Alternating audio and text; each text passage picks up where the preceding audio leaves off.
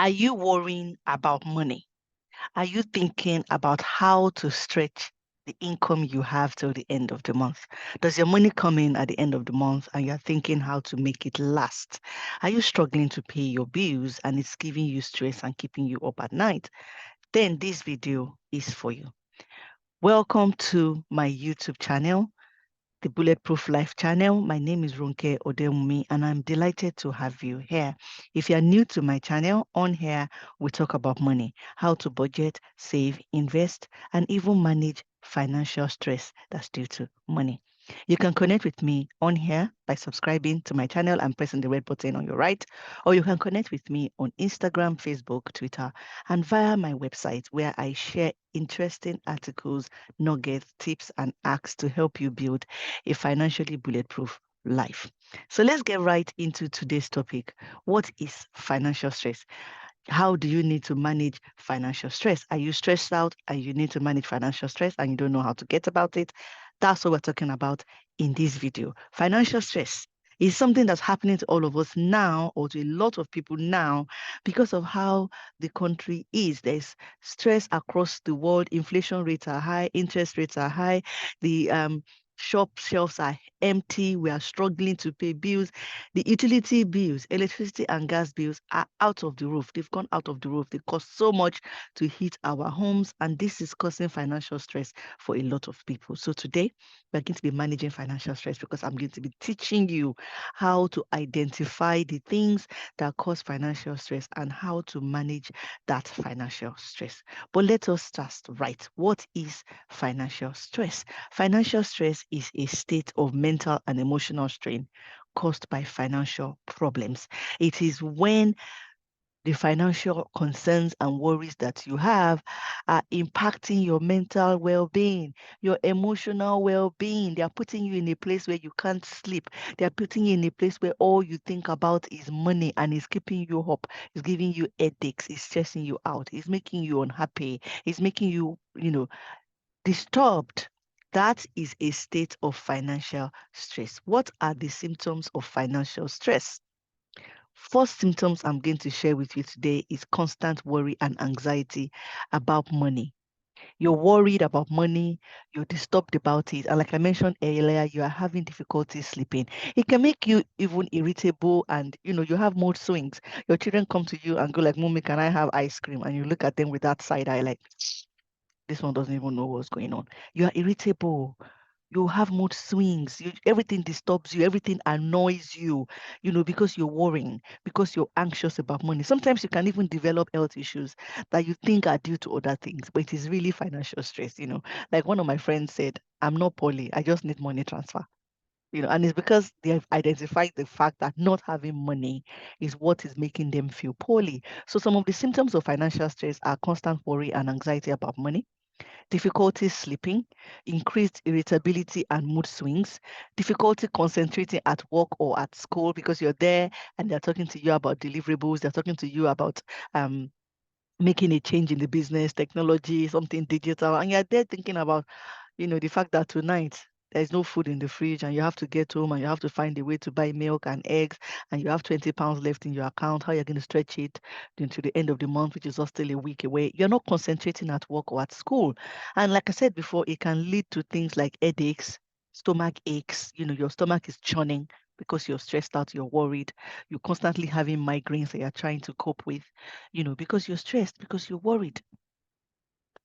What are the things that cause this financial stress? I have listed here 5 different things that cause financial stress.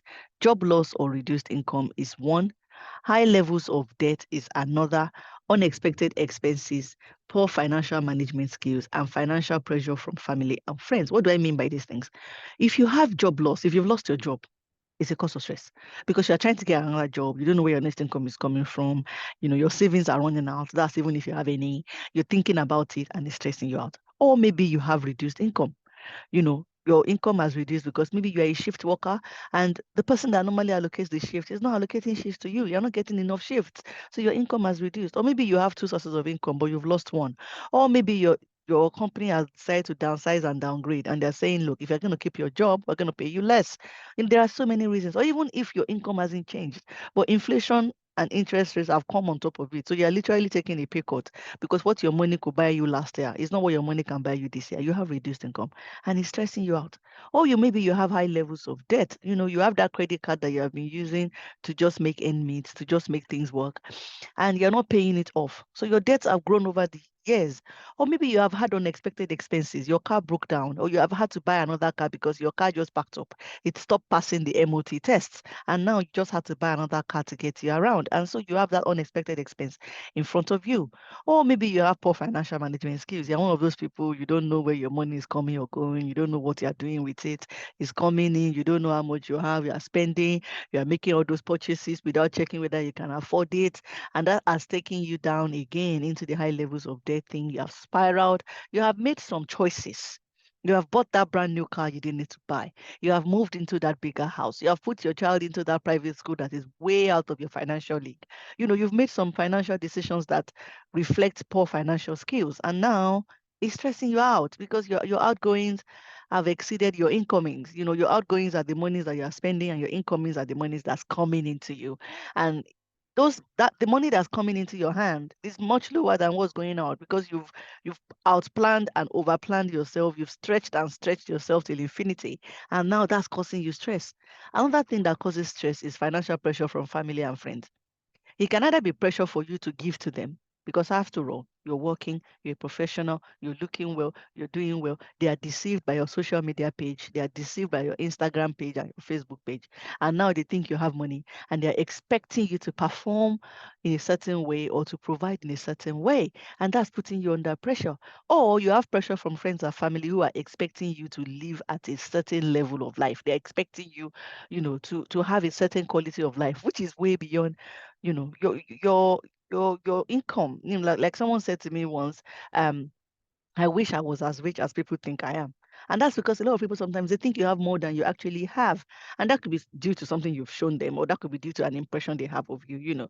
And so they are putting you under pressure and they're giving you stress. They're telling you that the car you are driving is beneath your status. I've never understood that thing. If a car is beneath my status, please drop my status because that car is my status. If I'm driving a 10-year-old car and you think it's beneath my status, my dear, that is my status. You are the one that needs to readjust and adjust your perception of me. So when people put you under financial pressure because they have a certain expectation of you, then they can also put you under stress. But how can you deal with the stress that is coming from all of these factors that I have raised? How do you deal with financial stress as a result of these factors? First of all, you need to identify the root cause of your financial stress and create a plan to address it. You need to know exactly what is stressing you out. Is it job loss? Is it reduced income? Is it debt? Is it financial pressure from outside? Is it, unexpected expenses? What are the things that are behind the financial stress that you're suffering? And it could be more than one thing. It doesn't have to be one of these factors. It could be one, it could be two, it could be all of them combined together, working together, pressed down, shaking together to give you that financial stress that you're going through. But the most important thing you need to do once you've watched this video is to sit down, take a moment and identify the root cause of your financial stress, and let's go about resolving it. Now, in the next slide, I'm going to start talking you through each of the causative factors that I just mentioned, each of the factors that cause stress, and the things you can do to resolve them if you have identified that particular factor as being behind your financial stress. The first factor I'm going to talk about is job loss and reduced income. The first way you can deal with reduced income or potential job loss is to have a multiple source of income. We've gone way past that point where people have one source of income. You need to have multiple sources of income. You need to have something else that's bringing in money for you. Remote working, how do I say it? Multiple factors, multiple things that are bringing in money for you. And they could be, how do I say it? Things that bring in money while you are not there. So it's not remote. Forgive me.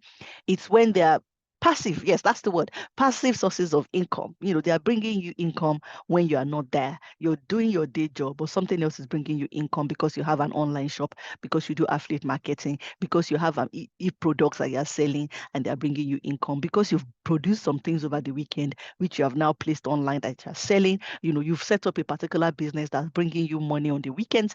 You have to have an alternative source of income, because employers are not always reliable. They themselves, they are juggling a lot of things, and you are one of the things they are juggling. And sometimes they have to drop one thing for another. And sometimes you are the thing they need to drop to pick up something else. So you need to have a multiple source of income. There's a particular video I watched where Steve Jobs was giving a talk, and he said, stay hungry, stay curious. And that thing stayed with me.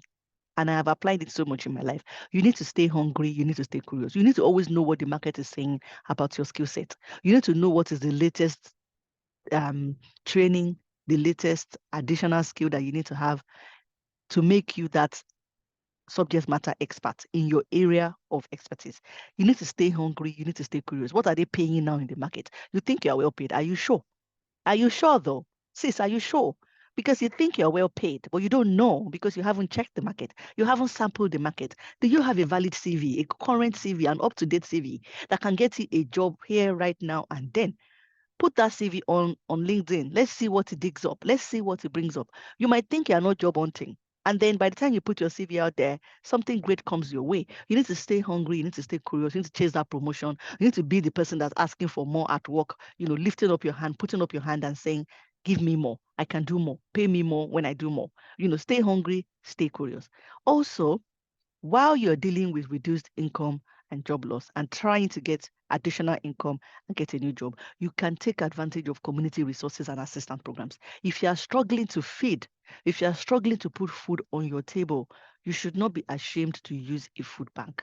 The food bank is there to be used when you need it. So this is not the moment to be proud and say you are above the food bank. You are not above the food bank if you are struggling to put food on the table. And you must consider the fact that sometimes your struggle to put food on the table impacts other people like young children. So if you have young children that you are struggling to feed, then you should definitely consider community resources and assistance programs that are available to you. High levels of debt. This one is usually because somebody is not keeping track of their expenses. They are not budgeting. They are not tracking their expenses. You don't know how much is coming in or how much is going out. And so therefore you are spending money that you don't have, and your outgoings now exceed what is coming into you. So you need to start budgeting and tracking your expense. You can budget using apps. You can budget using Excel spreadsheets or Google spreadsheets. And you can also budget using something like my budgeting book, which I have available on Amazon. And there's going to be a link at the bottom of this video, which you can click on to buy that budgeting book. So if you're somebody who likes to budget on paper and pen, then my budgeting book is for you. But if you're somebody who prefers to budget on the go with an app, then there are lots of apps that you can download that can allow you to budget and track your expenses. The second thing you need to do to resolve this particular financial stress due to debt is for you to cut unnecessary expenses. Those things that you are buying that you don't need, that extra blouse, that extra pair of jeans, that extra pair of trousers, social media, Instagram and TikTok are really dealing with us when it comes to unnecessary expenses. You are going to start seeing Best Buys on Amazon, Best Buys from Shein, hauls from TikTok. Even TikTok has a shop. It's crazy. You can shop on Instagram. You can shop on TikTok. It's crazy. So you must learn to avoid all these unnecessary expenses. You don't need that extra set of jars. There's all this home decor angle where you buy jars so that you can pour things from jars into jars. So you buy fancy jars so that you can pour things that came in their own containers into these fancy jars. It's really crazy. They expect you to then pour your washing up liquid into another jar, pour your dishwasher powder into another glass bottle, pour your how do I say it? Clothes, your soaps that you wash clothes with, your laundry soaps, pour them into another glass bottle. They want you to pour your spices from the containers they come in. And these spices already come in bottles and glass boxes. They want you to pour it from those containers into another set of containers that you now label. It's all unnecessary expenses. Cut the card. Cut the card. Do you need that credit card? I don't understand why you have a credit card that you're using to meet retail therapy. Retail therapy is not something you do on credit. So you need to cut the card. You need to know your coat size so that you can cut your coat according to your size and you can live within your means and you can leave the Joneses alone because you have no business keeping up with the Joneses. And the Joneses you are trying to keep up with as much as possible, you are chasing them. Some of them know that you are chasing them and they're laughing at you because you don't know where their money is coming from. You're not cut from the same coat. You don't have the same income. You don't have the same issues. You don't have the same needs. You don't have the same requirements. Why are you keeping up with them? You need to live your own life. and spend your own money within your own remit and just stay within your own limits. Budget and track your expenses so that you can pay down your debt. And if you want to have a conversation with me about paying down your debt, please reach out to me. My email is below this video. You can reach out to me to talk about your debt and how you can pay it down. You can also reach out to Citizens Advice, citizensadvice.gov website, where you can get advice on how to pay down your debt very quickly. Self-control is the final step in this particular for dealing with this particular cause of financial stress. You need to have self-control. You need to walk away from that extra shopping. You need to walk away from that Saturday spent at the designer mall. You need to walk away from that eating out adventure. You need to walk away from that girls' date that's going to require you to go to that city restaurant where they serve you Instagrammable food that doesn't really taste great, but costs you so much money. You need to have self-control. You don't need that extra coat. You don't need that extra pair of jeans. You don't need that extra piece of designer article. Do you need to go on holiday now? Does it need to be Marrakesh because everybody's going to Marrakesh? Does it need to be Singapore because everybody's going to Singapore? Or do you want to have a caravan holiday? Do you want to go to the beach in Bournemouth and just have a nice time with your family? Or do you want to go to a local garden center or local park and just hang out with your family there? Do you want to go somewhere nice that is local to you and spend a weekend instead of traveling abroad to Marrakesh or to one of the sunny Instagrammable places, just to tick a box? So you need to think about that and exercise self-control to control your debts and to help you get out from financial stress. Unexpected expenses are something that can also give you financial stress. Now, unexpected expenses include things like, I said earlier, your car breaking down suddenly, your car packing up and you needing to buy a new car. Emergency expenses or unexpected expenses could be due to the fact that you have family abroad and they require financial help, and you have to help them, or you think you need to help them because it is your dad, it's your mom, or if you're somebody who is above a particular age, you're likely to have elderly parents, and if they live abroad and you need to provide for them, that can result in unexpected expenses. Also, losing your job and having to then survive till you get another one is an unexpected expense because nobody plans for a job loss. Now, what can you do to deal with that is for you to have an emergency fund. If you have an emergency fund, then you can deal with unexpected expenses. And the rule of thumb for emergency fund is to have 3 to 6 months worth of your pay. So if you earn £2,000, you want to have £6,000 to £12,000 saved up somewhere as emergency funds. And for me, I always say have a minimum of your 3 months pay saved away as emergency funds. You want to have that money, just in case anything happens. And then above of that money, you can start investing the rest of the money. But you must always have that emergency fund sitting somewhere that can cover unexpected expenses because it keeps you away from financial stress. The other one is financial pressure from family and black tax. And black tax is when your extended family is taxing you or having financial obligations that they expect you to meet. And the first way to deal with that is to plan your giving. Planned giving. Nobody can come to you today and say you should urgently give them £1,000, urgently give us £500, urgently give us £2,000. That's not going to happen. It's not planned giving, and unless it's a matter of life and death, they are going to have to wait till the end of the month for you to budget them into your pay. I think this is common knowledge for people who are very close to me. They know that if you are coming with a need, I will ask you to wait till the end of the month. I will plan you into my next pay. But you see, the pay that's gone past is not something that you can factor into. You cannot put pressure on money that has already been budgeted. So you need to start planning your giving, and you need to start saying no. Sometimes some people will see you as a wallet, an extra wallet that they can access, and it's not necessarily because they don't have, but it's just because they see you as someone they can get money from. And so you need to learn how to say no. And this also stems from the fact that you also need to understand that you can't buy love. So if somebody wants to love you or respect you or care about you only because you're giving them money, then they don't love you, they don't respect you, and they don't care about you. So you shouldn't be giving money in exchange for respect or love. You shouldn't expect people to, oh, if I give them a lot of money, when they see me, Odogo, you bad, big boy, boss man, boss lady. That's not genuine respect. It's your money they respect. And the moment you don't have that money anymore, the respect is going to go down the drain as well. So you need to learn to say no. especially when you don't have. You see, I don't have any problem with you giving when you have, because there's a lot of blessing that comes from giving others. But when you give what you don't have, that's when I have problems. I've seen people who withdraw cash out of their credit card so they can give someone. That is so many levels of wrong, because withdrawing credit money from your credit card is going to cost you. It's going to cost you a lot more than you can imagine. And then doing it so that you can gift the money to somebody when it's not a matter of life and death again is really, all levels of wrong. So the way to reduce the financial stress from family pressure and black tax is to plan your giving and to learn how to say no. The other thing you need to do is to develop financial management skills. I mentioned earlier that some people have financial stress because they just don't have the management skills. They don't have the stress to manage their money. And the way to go about that is to get professional financial advice or counseling. Some people have stress today, financial stress today, because they've given their money to Uncle Wale and Uncle Emeka. And Uncle Emeka and Uncle Wale have gone to invest their money in ROI company, and the ROI company has disappeared with your 10,000 pounds.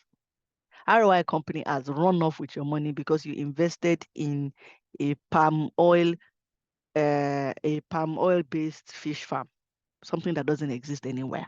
Or you've invested in sustainability of saltwater run engines, ROI company. I'm making it up now, but I'm trying to show you something ridiculous. You've gone to invest in something ridiculous because Uncle Wale, Uncle Emeka, and Uncle Azan has told you that they made money from it. And because you did not take professional financial advice or counseling, you didn't take advice properly, you don't have financial management skills, you've put your money into it, and now all your money is gone and you're stressed out. So you should always seek professional financial advice or counseling. Take courses, take classes, get financial knowledge. Take that class on Udemy, take that class on LinkedIn that can teach you personal finance, so you know where to go with your money, what to do with your money.